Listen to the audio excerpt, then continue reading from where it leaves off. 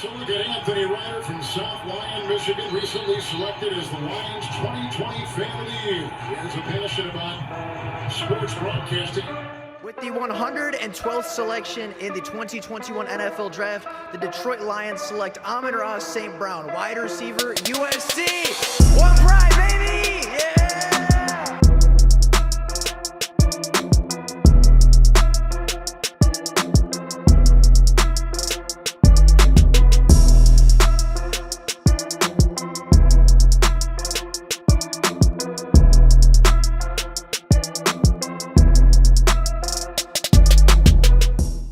Over the last couple of weeks or so, we've talked a lot about what the Detroit Lions should do with their 29th overall selection.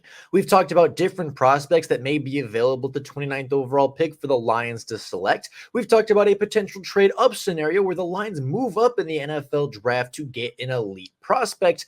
But one thing we really haven't talked about in depth this offseason is whether or not the Detroit Lions have the potential to trade out of the 29th overall pick and potentially out of the first round of the NFL draft entirely. Now, trading down is not a new thing for Brad Holmes, as Brad Holmes has traded down in the past, and even last year with the 6th overall pick, decided to trade down quite a few spots to get Jahmyr Gibbs at 12. But I think that is a very realistic situation to happen yet again. And I think that Brad Holmes very much could be looking at a trade down scenario and saying, hey, we like our 29th overall pick. We would love to have a first round selection in Detroit. But if it's what's best for the team, I think a couple more picks on day 2 could be more valuable for the team than just the singular first round pick alone. So with that being said, today we have 3 different trade down scenarios with 3 different NFL franchises. We'll be talking about reasons for a trade up and a trade down, why it makes sense for both sides, and what players may be available for both franchises in the process. So with all of that being said, let's kick it off with a team that doesn't currently have a first round pick, but is the very first selection on day 2 of the NFL draft, is the Carolina Panthers currently have the 33rd overall pick and could be looking to move up into the first round.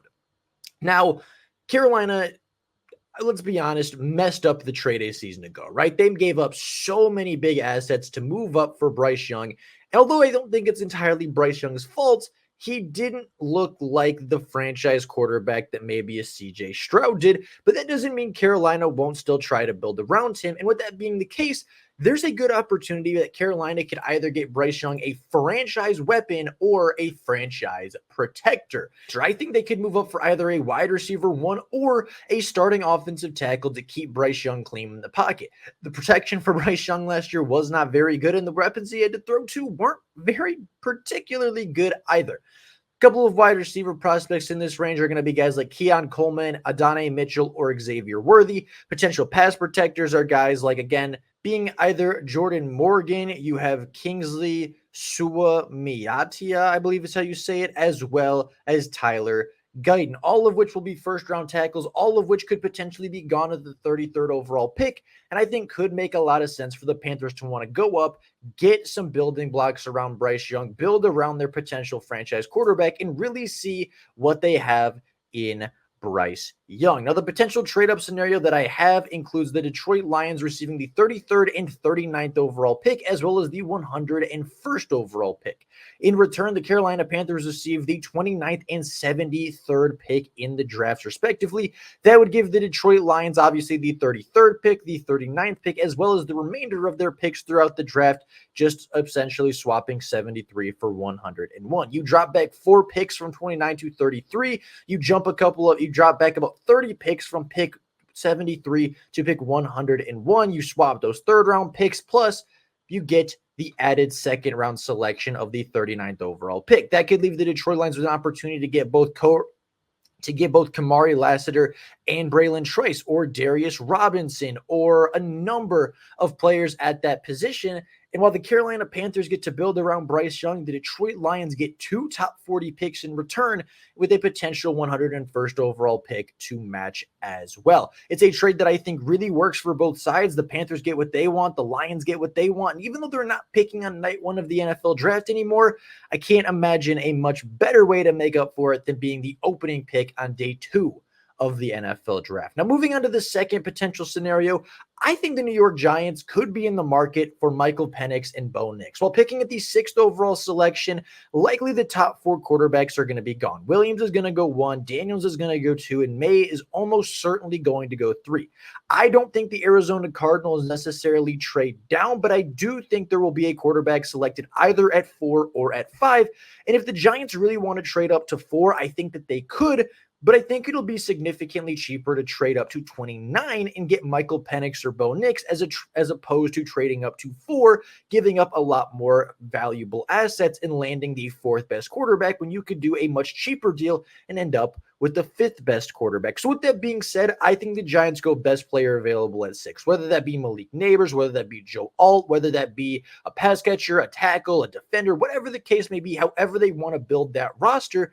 But then I think they come up from their 2nd round pick and they get that 5th year option on a potential future quarterback, giving the Detroit Lions the 47th, 70th, and 166th picks in return for pick 29 and pick 201.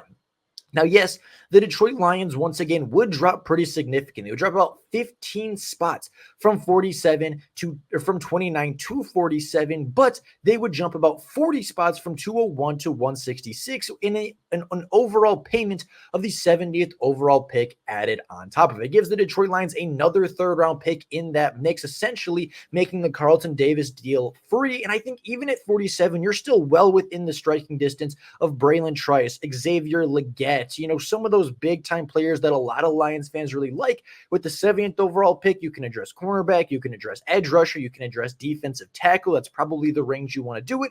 And then even at 166, you're talking about a potential receiver prospect again. You're talking about a potential depth offensive line prospect, a potential pass rushing prospect, right? There is value with the 166th overall pick. And I think that those trades do make sense. Obviously, the Giants go up and get their quarterback. The Lions probably fall a little farther than they wanted to, but 47 is still well within striking distance of a lot of the top prospects in this class and leaves you the opportunity to trade back up if you really, really like a guy, say, in the low 30s or even the early 40s. Now, the last trade up I want to talk about is a trade between the Detroit Lions and the Arizona Cardinals.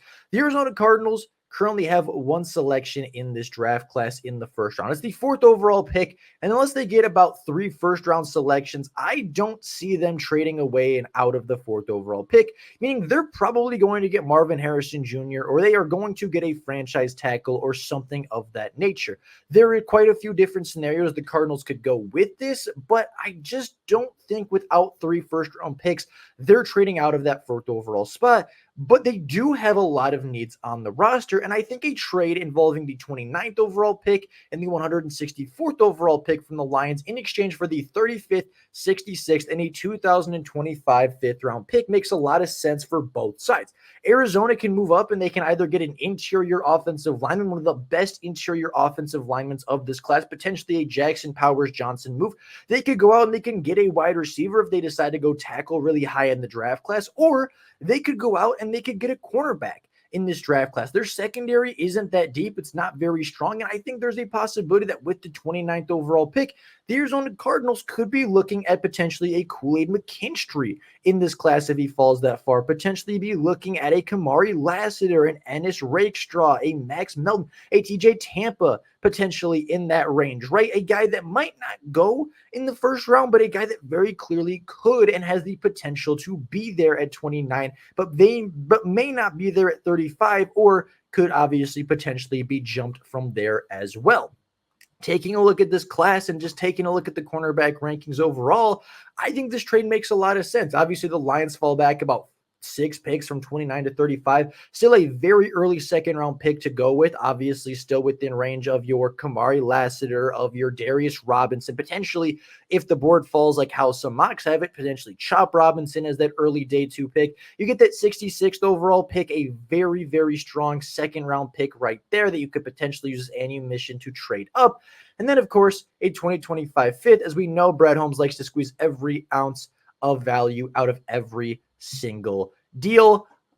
This trade, I think, is a little bit weaker than the other ones, but it is a trade that was offered to the Detroit Lions. And I think if this was offered at some point throughout the draft process, I think Brad Holmes would probably take it. Yeah, you drop back 6 spots, but the difference between 29 and 35 contractually isn't that big of a difference. You do miss out on that 5th-year option, but if you get a player that is worth a long-term extension, you're probably going to end up paying him anyway. The 5th-round option is obviously very important. It's obviously very big for a lot of teams, but I also don't think it's necessarily as big of a deal as everybody makes it out to be. And I think if you can get a 2nd-round pick in return for investment to drop down 6 spots, as well as, again, that 5th-round swap for next year, I think you're putting your franchise in a pretty good situation to still get a top player, still get a top prospect, still get extra value in this draft class, and add as much talent as possible. So, all of that being said, that is all I have for you guys today. Those are my trade down scenarios with the Detroit Lions. I think it's going to potentially be a team trading up for a wide receiver or a tackle late in the stages of the 1st round, or a team getting greedy and trading up for a quarterback to get that 5th-year option, trading up for Penix, trading up for Nix, potentially trading up, which I think would be a shock, but some people think Spencer Rattler might even be a 1st-round selection. I personally don't, but I think that one of those two in Bo or Penix will be there with the 29th overall selection. And I think a quarterback needy team like the Giants, like the Broncos, like, anybody in that range could potentially be in the market for a 5th-year option. So with all of that being said, that's all I got for you guys today. Let me know down in the comments below what other teams you'd want to trade with, what your criteria for a trade down would even be. And I'd be very curious to hear you guys have to say in the comments down below. With all of that being said, that's all I got for you guys right now. Thank you all so much for watching, and until next time, and as always, go live.